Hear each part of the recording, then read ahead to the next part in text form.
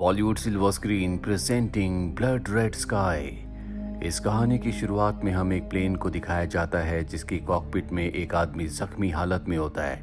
दरअसल प्लेन पूरी तरह से आउट ऑफ कंट्रोल है क्योंकि इसे हाईजैक कर लिया गया है और ये ऑटो पायलट में होने की वजह से बहुत मुश्किल से रनवे पर लैंड करता है। जिसके बाद कर्नल के ऑर्डर पर आर्मी प्लेन को चारों तरफ से घेर लेती है। जिसके बाद कर्नल रेडियो से कॉकपिट में बैठे उस जख्मी आदमी से बात करते हैं और कहते हैं कि सभी पैसेंजर्स को छोड़ दो। वो आदमी कहता है कि मैं हाईजैकर नहीं हूँ, मैं प्लेन से उतरना चाहता हूँ, यहाँ पर मेरी जान खतरे में है। कर्नल कहते हैं कि सबसे पहले तुम्हें पैसेंजर्स को छोड़ना होगा। आर्मी ने प्लेन को चारों तरफ से घेरा हुआ होता है और तभी प्लेन के कार्गो सेक्शन से एक बच्चा रस्सी से नीचे उतरता है जिसे आर्मी अपने साथ ले जाती है। और अब उसके सामने एक डॉक्टर है। वो डॉक्टर उस बच्चे से पूछती है कि तुम्हारा नाम क्या है। वो बताता है कि मेरा नाम एलियास है। यहाँ से कहानी फ्लैशबैक में जाती है जहाँ एलियास अकेला एयरपोर्ट पर बैठा होता है क्योंकि इस वक्त उसकी मॉम वॉशरूम में होती है। उन्हें अजीब सा डिस्कम्फर्ट हो रहा होता है जिसके लिए वो अपनी बॉडी में किसी दवाई को इंजेक्ट करती है। वहीं एलियास के पास एक आदमी आता है जिसका नाम फरीद है। फरीद और एलियास की जल्दी दोस्ती हो जाती है क्योंकि ये दोनों एक ही प्लेन से न्यूयॉर्क जा रहे होते हैं। और अब नाडिया भी वहाँ पर आ जाती है जो अपने बेटे एलियास को लेकर प्लेन में चली जाती है। जिसके बाद फरीद और सभी पैसेंजर्स प्लेन में आ जाते हैं और प्लेन टेक ऑफ हो जाता है। प्लेन की क्रू मेंबर में एक आदमी होता है जिसका नाम 8 बॉल है। उसके एक्सप्रेशन से ऐसा लगता है कि उसके इरादे अच्छे नहीं हैं और जब पूरी तरह से प्लेन आसमान में स्टेबल हो जाता है वो अपने साथी के साथ मिलकर प्लेन में जो मार्शल होता है उसे मार देता है। साथ ही प्लेन में जो 2 पायलट्स होते हैं उनमें से एक पायलट 8 बॉल के साथ ही काम करता है, यानी कि वो उन्हीं का साथी है जिसने अपने को पायलट को मार दिया होता है। और अब प्लेन हाईजैक हो चुका है जिससे सब के सब पैसेंजर्स बहुत ज्यादा डर जाते हैं। एलियास जब प्लेन के मैनुअल को पढ़ता है तो उसे पता चलता है कि प्लेन में एक सेफ जगह है जो कि कार्गो सेक्शन है। वो अपनी मॉम से कहता है कि हमें कार्गो सेक्शन में जाना चाहिए।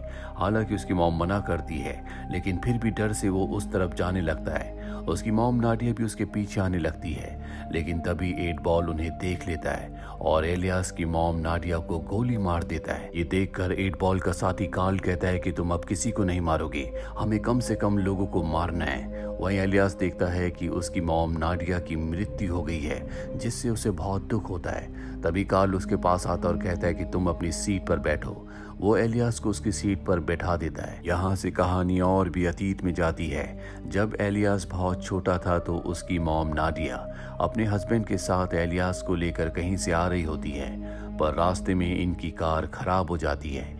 जिसके बाद नाडिया के पति यानी कि एलियास के पिता गाड़ी की हेल्प के लिए किसी को ढूंढने के लिए जाते हैं। बहुत देर होने के बाद भी जब वो वापस नहीं आते तो खुद नाडिया तय करती है कि वो अपने हस्बैंड को ढूंढने के लिए जाएगी। वो पास ही एक घर में पहुंच जाती है जहां पर वो देखती है कि उसके हस्बैंड को किसी ने मार दिया है। अभी पीछे से एक आदमी आता है जो उसके ऊपर हमला करता है। वो उसके हाथ को काट देता है पर नाडिया किसी तरह से अपने आप को नीचे बेसमेंट में बंद कर देती है। दरअसल जिस आदमी ने उसके ऊपर हमला किया है वो एक वैम्पायर है। नाडिया किसी तरह से अपनी जान बचाने के लिए घर से बाहर आ जाती है पर वो वैम्पायर भी उसे मारने के लिए उसके पीछे पीछे घर से बाहर आ जाता है। पर तभी सूरज की रोशनी निकल जाती है क्योंकि अब सुबह हो चुकी है जिस वजह से वैम्पायर की बॉडी जलने लगती है। वैम्पायर सूरज की रोशनी को बर्दाश्त नहीं कर पाते और उस वैम्पायर की वहीं मृत्यु हो जाती है। नाडिया इसके बाद अपने बेटे को लेकर घर आती है। वो देखती है कि वो भी इन्फेक्टेड हो रही है। वो अपने बेटे पर हमला नहीं करती क्योंकि अब भी वो अपनी सेंसेस में होती है, इसीलिए वापस उसी घर में जाती है जहां पर वैम्पायर ने उसके ऊपर हमला किया था। पर अब वहां पर एक बूढ़ा आदमी होता है जो उसके ऊपर गन तान देता है और कहता है कि ये बहुत ही खतरनाक इन्फेक्शन है जो इंसान को वैम्पायर बना देता है। वो एक तरह का जानवर है। हालांकि मैं भी इन्फेक्टेड हूँ और एक खास मेडिसिन से मैंने अपने आप को कंट्रोल में रखा है। मेरा बेटा कंट्रोल में नहीं था जिसे तुमने मार दिया और अब मैं तुम्हें भी मार दूंगा। पर इससे पहले कि वो बूढ़ा आदमी नाडिया को मारता, नाडिया उसी के ऊपर हमला करके उसे मार देती है। जिसके बाद उसकी मेडिसिन को लेकर वो वहां से निकल जाती है और ये वही मेडिसिन है जो नाडिया बार बार अपने आप को कंट्रोल में रखने के लिए अपनी बॉडी में इंजेक्ट करती है। कहानी वापस उस जगह आती है जहां पर नाडिया को गोली लगी है।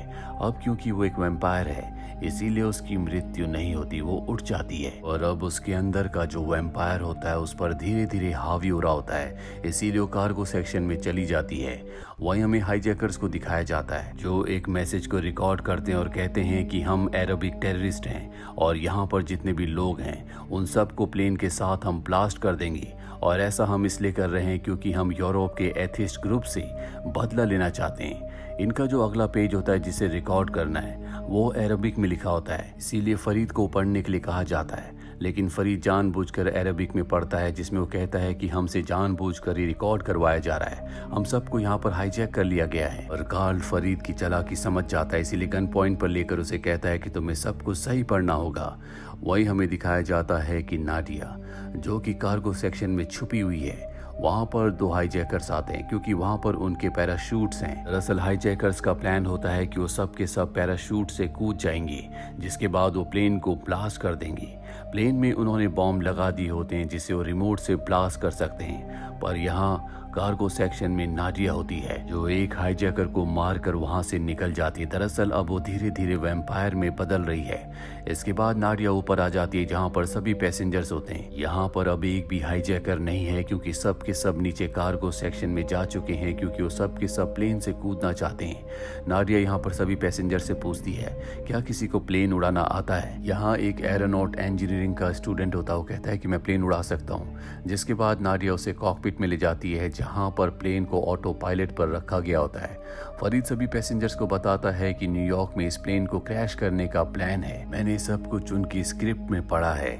वहीं सारे हाईजैकर्स को दिखाया जाता है जो देखते हैं कि कार्गो सेक्शन में उनके एक साथी की मृत्यु हो चुकी है, लेकिन नाडिया ने उसकी मृत्यु को इस तरह से प्लान किया होता है ताकि लगे कि उसके ऊपर डॉग्स ने हमला किया है। वहां पर डॉग्स भी होते हैं और 8 बॉल को वहां पर एक दवा मिल जाती है जो कि नाडिया की होती है और अब उसे शक होना शुरू हो जाता है, जिसके बाद वो नाडिया के खून के निशान देखता है जो कि ऊपर की तरफ जा रहे होते हैं, जिससे इन्हें शक हो जाता है। ये सब के सब एक बार फिर से ऊपर वाले सेक्शन में आ जाते हैं जहां पर सभी पैसेंजर्स हैं। ये देखते हैं कि कॉकपिट का दरवाजा बंद है, इसीलिए एक बच्चे को गन पॉइंट पर लेकर नाडिया को कॉकपिट का दरवाजा खोलने के लिए कहते हैं। वो कहते हैं कि अगर तुमने दरवाजा नहीं खोला तो हम इस बच्चे को मार देंगे। नाडिया जो अब वैम्पायर बन रही है उस बच्चे को बचाने के लिए कॉकपिट का दरवाजा खोलकर उस हाईजैकर के ऊपर हमला करके उसे मार देती है। दरअसल अब वो वैम्पायर के रूप में आ चुकी है। ये देखकर सभी हाईजैकर्स यहाँ से भागकर दूसरे वाले केबिन में चले जाते हैं। यहाँ किसी भी हाईजैकर को समझ नहीं आता कि यहाँ पर क्या हो रहा है, नाडिया ने किस तरह से उस आदमी को मारा। 8 बॉल को नाडिया की डायरी मिलती है जिसे पढ़ने के बाद उसे पता चल जाता है कि वो एक वैम्पायर है। हालांकि उसकी बात पर उसके साथी विश्वास नहीं करती क्योंकि वो एक साइको इंसान है। वही नाडिया जो अब पूरी तरह से वैम्पायर बन चुकी है, वो वॉशरूम में जाकर अपने आप को एक और इंजेक्शन लगाती है जिससे उसका एग्रेशन कुछ हद तक कम होने लगता है। वहीं सारे के सारे हाईजैकर्स किसी भी तरह से नाडिया को मारना चाहते हैं, इसीलिए वो सब के सब एक साथ कॉकपिट की तरफ बढ़ने लगते हैं। 8 बॉल जिसे पता चल चुका है कि नाडिया एक वैम्पायर है, वो एक खास टॉर्च लेकर अपने साथ आता है जिससे यूवी रेज निकलती है, यानी कि अल्ट्रा वायलेट रेज, जिसे वैम्पायर बर्दाश्त नहीं कर सकते, और वो उस टॉर्च की रोशनी को नाडिया के ऊपर डालता है जिससे वो तड़पने लगती है और मौके का फायदा उठाकर वो उसकी बॉडी से कुछ ब्लड निकाल लेता है। इसके बाद वो स्टिक से उसे मारने वाला होता है कि उसका बेटा एलियास आ जाता है जो अपनी मॉम को बचाने के लिए उस पर गोली चलाता है, पर एलियास का निशाना चूक जाता है। हॉकी स्टिक से गोली टकराकर विंडो से लगती है जिससे विंडो टूट जाती है और अब हवा अंदर आने लगती है जिससे सबको सांस लेने में तकलीफ हो रही होती है। इसीलिए प्लेन को अब लो एल्टीट्यूड पर ले जाना होगा, लेकिन कॉकपिट में जो एरोनॉट इंजीनियर पायलट है वो खुद भी ऑक्सीजन की कमी से बेहोश हो जाता है। पर अब नाडिया होश में आ चुकी है।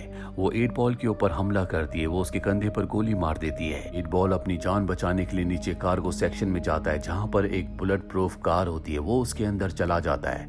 नाडिया वहां पहुंचकर उसे कई गोलियां मारती है, लेकिन कार के शीशों को गोली से नहीं भेदा जा सकता। 8 बॉल को पता है कि अब उसे कोई नहीं बचा सकता, इसीलिए वो उस ब्लड को जो उसने नाडिया की बॉडी से निकाला है अपनी बॉडी में इंजेक्ट कर देता है, जिससे अब वो भी एक वैम्पायर बन चुका है। नाडिया उस कार में आग लगाकर वहां से निकल जाती है जिससे फायर अलार्म बजने लगता है। फायर अलार्म सुनकर जितने भी हाईजैकर्स यानी कि टेररिस्ट होते हैं वो सब के सब नीचे आते हैं, पर अब उनका साथी 8 बॉल जो कि वैम्पायर बन चुका है उन सब के ऊपर हमला करके उन्हें भी इन्फेक्टेड कर देता है। नाडिया ऊपर आकर सबको बताती है कि नीचे लोग इन्फेक्टेड हो चुके हैं, हमें कार्गो के दरवाजे को बंद करना होगा। ये दरवाजे को बंद करने लगते हैं, लेकिन अब वैम्पायर भी दरवाजे को खोलने की कोशिश कर रहे होते हैं और इसी आपाधापी में एक वैम्पायर यानी कि हाईजैकर फरीद के हाथ में काट लेता है। वो इन्फेक्टेड होने वाला होता है, इससे पहले नाडिया उसका हाथ काट देती है, जिससे उसका इन्फेक्शन खत्म हो जाता है, यानी कि वो अब वैम्पायर नहीं बनेगा। वहीं हमें प्लेन के पायलट को दिखाया जाता है जो कि हाईजैकर्स के साथ मिला हुआ था। वो अब भी पूरी तरह से सही होता है, वो इन्फेक्टेड नहीं हुआ होता। इसीलिए स्कॉटलैंड के एयरपोर्ट पर कॉल करता है और बताता है कि प्लेन को हाईजैक कर लिया गया है, हम जल्दी वहां पर लैंड करेंगे। जिसके बाद वो प्लेन को ऑटो पायलट पर करता है और स्कॉटलैंड के एयरपोर्ट के कोऑर्डिनेट्स डाल देता है ताकि वो अपने आप ही वहां पर लैंड कर जाए। वहीं हमें दिखाया जाता है कि प्लेन के अंदर अब बहुत सारे लोग इन्फेक्टेड हो चुके हैं, जिससे जितने भी लोग ठीक होते हैं वो समझ जाते हैं कि अगर ये लोग प्लेन से बाहर आए तो पूरी दुनिया इन्फेक्टेड हो जाएगी। इसीलिए इन्हें अब इन सब को यहीं पर मारना होगा। हाईजैकर्स ने पहले प्लेन में बॉम्ब लगाए होते हैं, लेकिन उसका जो रिमोट होता है वो नीचे कार्गो सेक्शन में एक हाईजैकर के पास है जिसे नाडिया ने मार दिया था। और अब कार्गो सेक्शन तक जाने का जो सेफ रास्ता है वो बहुत छोटा है, जहाँ से कोई बच्चा ही जा सकता है। एलियास कहता है कि मैं जाऊंगा, हालांकि उसकी मॉम मना करती है, पर अब उनके पास कोई भी रास्ता नहीं है। इसीलिए एलियास वहां से जाने लगता है। उसके पास अल्ट्रा वायलेट टॉर्च होती है जिससे वो एम्पायर को अपने आप से दूर रखता है। एलियास उस हाईजैकर की बॉडी तक पहुंच जाता है जिसके पास रिमोट है। वो रिमोट को हासिल कर लेता है, पर 8 बॉल उसे देख लेता है। वो उसकी तरफ हमला करने के लिए बढ़ रहा होता है। सीसीटीवी कैमरे में एलियास की मॉम ये देख लेती है, जिससे बहुत ज्यादा अग्रेसिव हो जाती है। वो पायलट को मार देती है क्योंकि उसे पता है कि पायलट भी उनके साथ मिला हुआ था और वैसे भी उसे अपनी शक्तियां बढ़ाने के लिए खून की जरूरत है।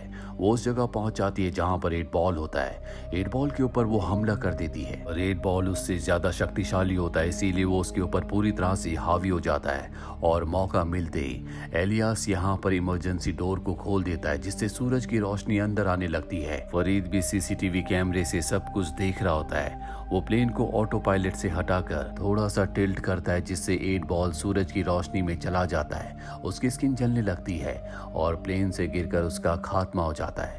लेकिन नाडिया अब बहुत बुरी तरह से जख्मी हो चुकी है और वो अपने बेटे एलियास को सही सलामत देखकर बहुत खुश होती है। वहीं फरीद जो कॉकपिट में है वो एक बार फिर से ऑटो पायलट पर प्लेन को डाल देता है और प्लेन अपने आप ही लैंड हो जाता है। और यहीं से कहानी शुरू हुई थी, जहां पर कर्नल फरीद को एक हाईजैकर समझ रहे होते हैं और अब एलियास ने सबको पूरी कहानी बता दी होती है। लेकिन उसकी बातों पर कोई भी विश्वास नहीं करता क्योंकि किसी को वैम्पायर्स पर विश्वास नहीं है। इसीलिए कर्नल अपने सोल्जर से कहते हैं कि तुम सबको अंदर जाना होगा। उनकी बॉडी पर कैमरास लगे होते हैं, पर जब ये प्लेन के अंदर जाते हैं तो वहां पर सबके सब वैम्पायर बन चुके हैं जो सोल्जर्स के ऊपर हमला कर देते हैं। कर्नल इस सब कुछ उनकी बॉडी पर लगे कैमरा से देख रहे होते हैं। उन्हें समझ में आ जाता है कि एलियास जो कुछ कह रहा था वो सब सच है। फरीद अब किसी तरह से प्लेन से बाहर आ जाता है, जिसके बाद उसे सोल्जर्स पकड़ लेते हैं। वहीं एलियास को दिखाया जाता है जो अपनी मॉम को देखने के लिए प्लेन के पास जाता है, पर अब उसकी मॉम पूरी तरह से एक वैम्पायर बन चुकी है। वो चाहकर भी किसी भी दवा की मदद से वापस इंसान नहीं बन सकती। ये देखकर एलियास को बहुत दुख होता है।